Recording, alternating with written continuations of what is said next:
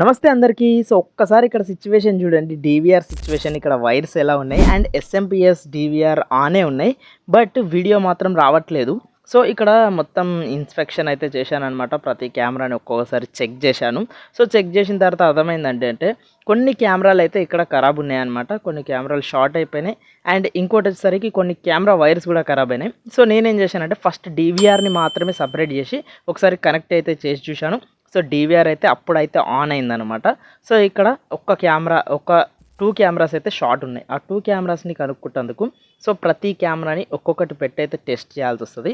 So, and ఇంకా వేరే దాంట్లోకి కూడా వైర్ చేంజ్ చేయాలి కాబట్టి సో, ఎక్విప్మెంట్ మొత్తం అయితే తీసుకొచ్చేసాను. వైర్ ఇవంతా తీసుకొచ్చిన తర్వాత సో, ఇక్కడ చూడండి కొన్నిట్లకి కొత్త వైర్స్ అయితే వేసాము అండ్ బిఎన్సీలు చేంజ్ చేసాము అండ్ ఐపీ కెమెరాస్ కూడా కొన్ని అయితే యాడ్ చేసామన్నమాట.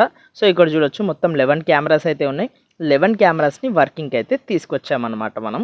సో, ఇంతకుముందు ఉన్నాయి 8 కెమెరాస్, 4 ఐపీ కెమెరాస్ అయితే ఇక్కడ కొత్తగా యాడ్ చేయడం అయితే జరిగింది. బిఎన్సీలోనే మళ్ళీ ఐపీ కెమెరాస్ అయితే మనం యాడ్ చేసామన్నమాట.